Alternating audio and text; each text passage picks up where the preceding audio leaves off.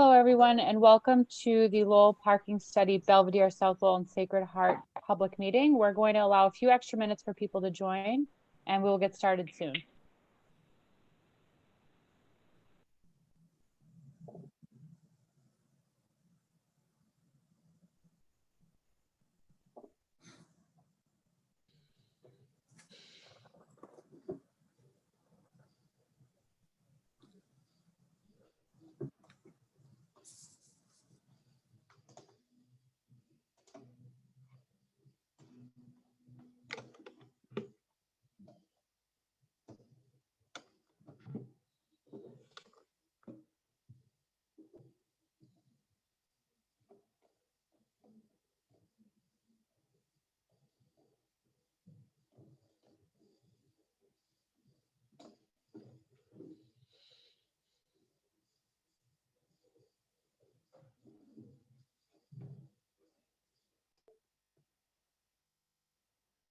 Hello, everyone, and welcome to the Lowell Parking Study Belvidere, South Lowell, and Sacred Heart Joint Neighborhood Public Meeting. My name is Christine McCall, and I am the Director of Economic Development from the City of Lowell. I would like to remind everyone of the rules for participating in this meeting and remind everyone that this meeting is being recorded. Next slide. We have interpreters who are translating the meeting tonight into Spanish, Portuguese, and Khmer. If you require these services, please click the interpretation button on your screen. It looks like a globe icon, and select which language you wish to hear. At this moment, I will ask all English speakers to please select English as their chosen language. This will allow you to hear translated non-English comments during the Q&A. Next slide. You can view closed captions by clicking Closed Captions feature and selecting from the options shown. Show subtitle will display a caption at the bottom of the screen. View full transcript will display the meeting's audio transcription in a window to the right. Next slide. You may use the chat button to submit a typed question or comment at any point during the meeting. We will be monitoring the chat during the presentation, but ask that you hold comments and questions for the breakout discussions that we will be having later in the meeting. If you have a technical problem, please share your issue in the chat feature at any point during the meeting, and we will quickly respond. I'll note that all project team staff members are listed with project team or City of Lowell next to their names in the participant list. A reminder to everyone that the chat is visible to everyone, and we encourage you to keep any comments in the chat respectful to other attendees. I'd like to recognize other city staff in attendance. We have Shauna Forcier from the city manager's office, as well as representation from the Belvidere neighborhood group, John Gear, and we have State Representative Vanna Howard with us. Next, I'd like to introduce Michael Clark from the consulting firm Stantec, who will provide more detail about the study and review the city's parking resources.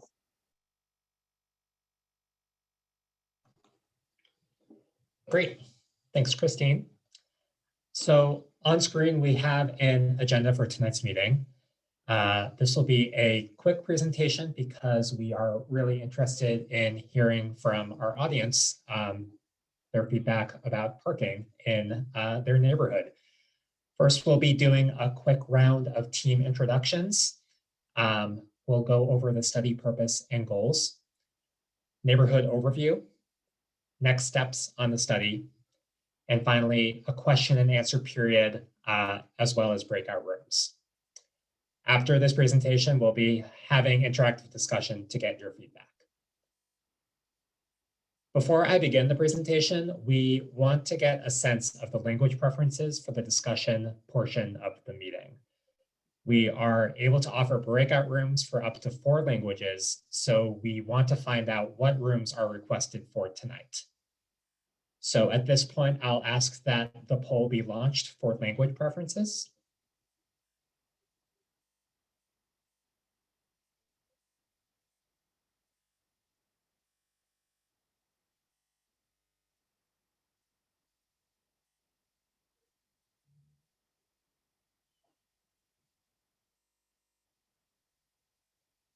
We'll leave this up for a few more moments.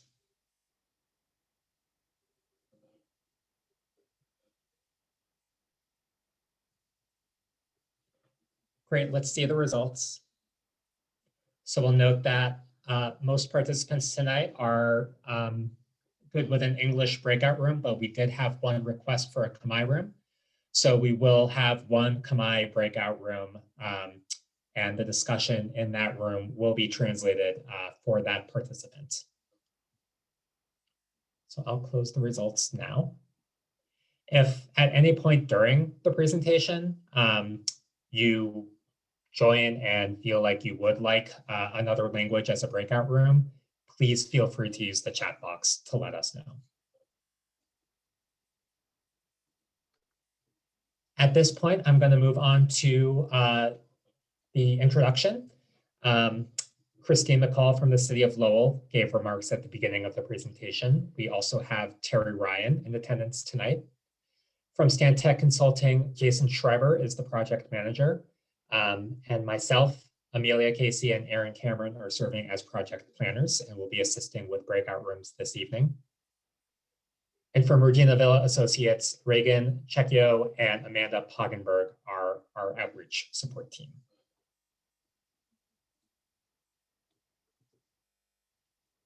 Now for the study purpose and goals. So the City of Lowell is using a housing choice grant from the Executive Office of Housing and Economic Development to undertake this study. Some of the key goals of this effort include, analyzing the existing parking inventory and utilization, study parking related policies and management, compare parking supply and demand to land uses, and better enable car-free lifestyles for Lowell residents. In addition to the study purpose, we also have a number of goals associated with this effort. If you attended the meeting on February 2nd, the community meeting, we went over each of these goals in detail. We'll quickly go through them for this effort. Our first goal is to align parking standards with economic development goals. Our second is to update the parking system to reflect citywide goals, such as those from the Go Lowell and Sustainable Lowell 2025 effort. Improve the parking experience, both downtown, in neighborhoods, for work, for housing, all across the board. Reduce parking congestion and promote parking availability. Adjust parking pricing to better manage demand and system costs. Streamline the city's residential parking programs. Incentivize greater use of the city's parking garages. And determine future parking needs to support growth in downtown.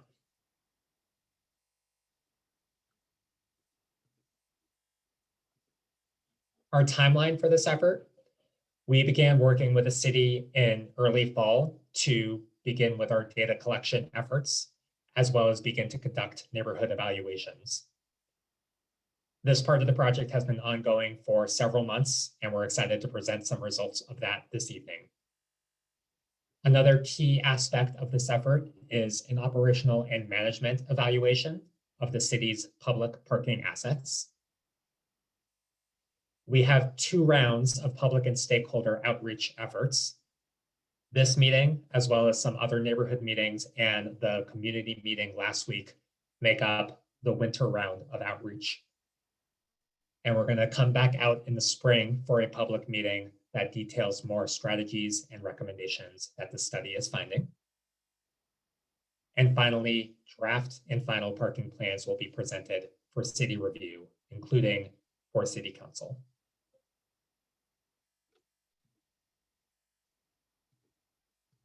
I'll now proceed to the neighborhood overview.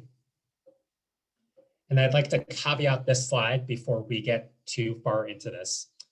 Our citywide data collection efforts are not across the entire city, although we are interested in feedback from the whole city. So for the meeting this evening, we have inventory and utilization figures for the lower Belvidere portion of this group, but we are interested in feedback from all neighborhoods involved: Sacred Heart, South Lowell, Belvidere, and Lower Belvidere.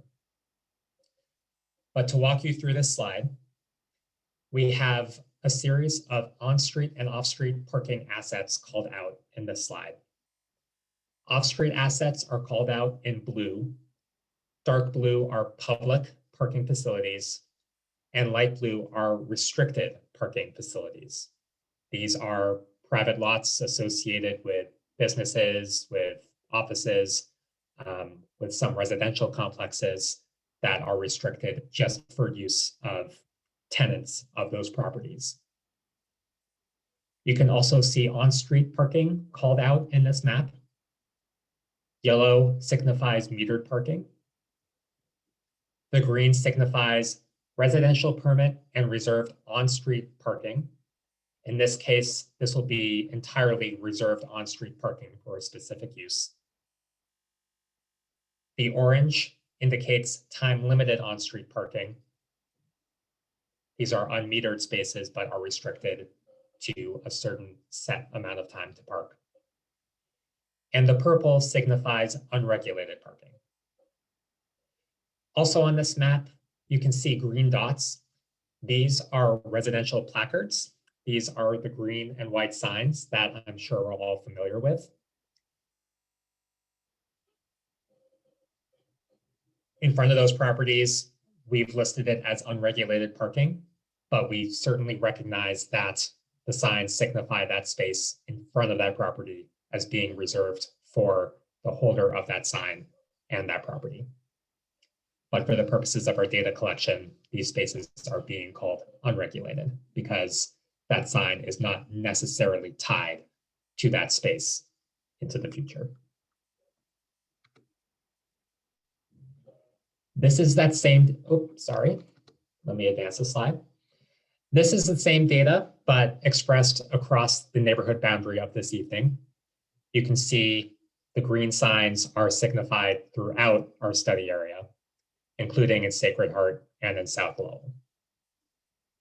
So we're not forgetting you guys.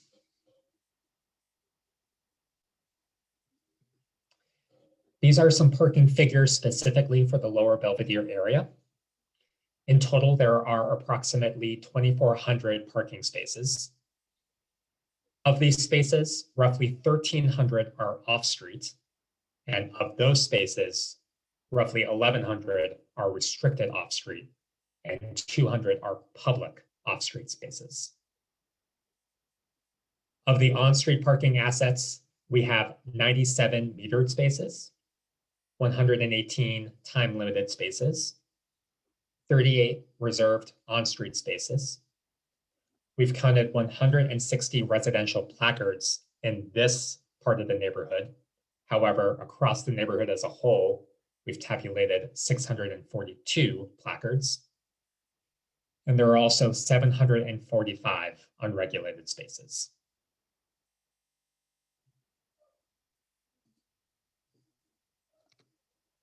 Another part of this effort is understanding parking utilization. Obviously, with COVID in place, it was not possible for us to go out and collect parking counts in a way that would be reflective of normal operating conditions.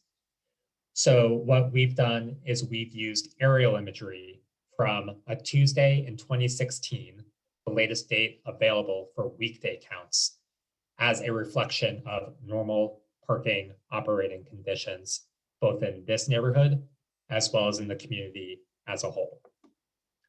We have also raised these counts to, excuse me, I'm speaking out of turn. These are counts as reflected in our aerial imagery. The pie chart to the right shows how these counts split by non-residential and residential uses. You can see a roughly gray rectangular box in the map. This is what we've assigned as the residential part of the Lower Belvidere neighborhood. The rest is non-residential.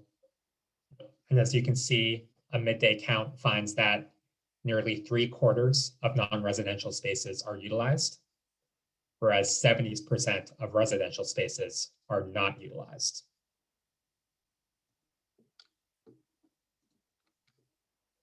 One transformation we've made to this data is to use streetlight data, which tabulates how many vehicles are entering and exiting Lower Belvidere and this residential zone that we've outlined here, to determine what these counts would look like overnight.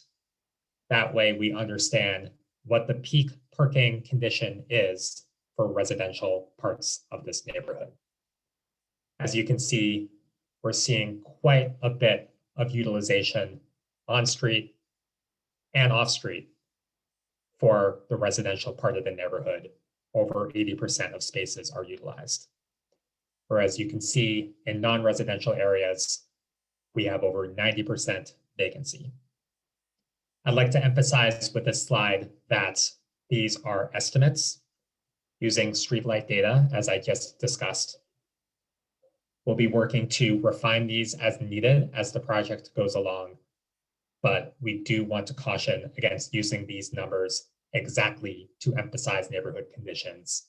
This is a snapshot and an estimate, and we'd love to hear as part of the breakout sessions whether this is something that looks accurate to you or not.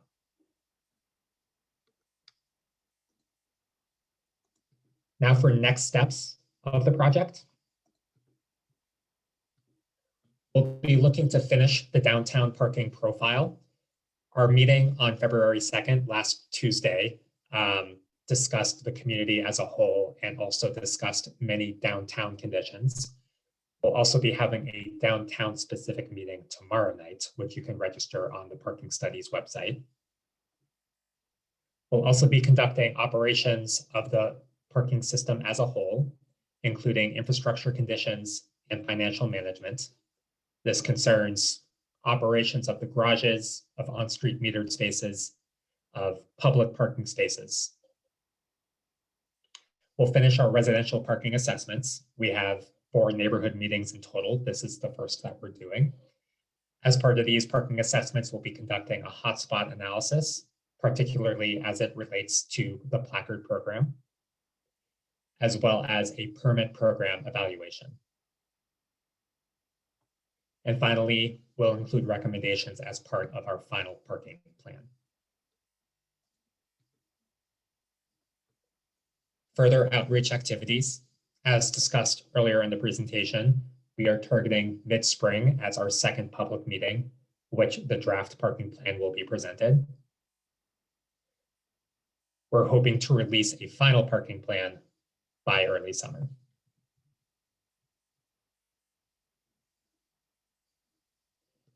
And finally, some links. We'll have this up on a slide as we go through the Q&A, but you can access the project website as well as survey links in English, Spanish, Portuguese, and Khmer at lowellma.gov/parking study. You can also see the email address for this effort, as well as the Facebook page, which is using Go Lowell's Facebook page. At this point, I'd like to pass it off to Reagan to lead us through a short question and answer session. Thanks, Michael. So I know everyone's anxious to get into the breakout rooms and do a deep dive of discussion, but there was quite a little bit of content that Michael had, so I didn't know if there were any questions anyone had from him that was more sort of clarifying questions before we get into the discussion portion of the evening. You could type your question in the chat, or you could use the raise hand feature. I'll open it up now. Looks like folks are anxious to get in the rooms. So just as a little bit of an update for those of you who've been on, we did have the request that the Khmer room actually, we will not be needing it tonight. So we're gonna have 3 breakout rooms that you will be randomly assigned to. In these breakout rooms, you're gonna be able to have small group conversations about some of this material. Each breakout room is going to have an assigned group leader who will introduce him or herself and lead the conversation. I'll note that the breakout rooms the sessions will not be recorded, unlike this main meeting, but the group leaders are going to be taking detailed notes that will be incorporated into the written summary of the meeting. I do see one question in the chat, Michael, before we break, is identify the one-way direction on Perry Street. Can you identify that? I believe that's northbound, Michael. Great, thank you, Jason. So it is now 6:52. I think the breakout sessions are going to last approximately 25 minutes. There will be a message, a 5-minute warning for everyone. And then we'll come back as a group in the main session, and the group leaders will share what was discussed in the breakouts. Does anyone have any questions? Amanda, are we in a good shape for everyone to go to their breakout rooms, or do we need additional time? I believe we are all set. And I can go ahead and open the rooms if we're good to go. All right. Good luck, everybody. We'll see you back here at 7:20.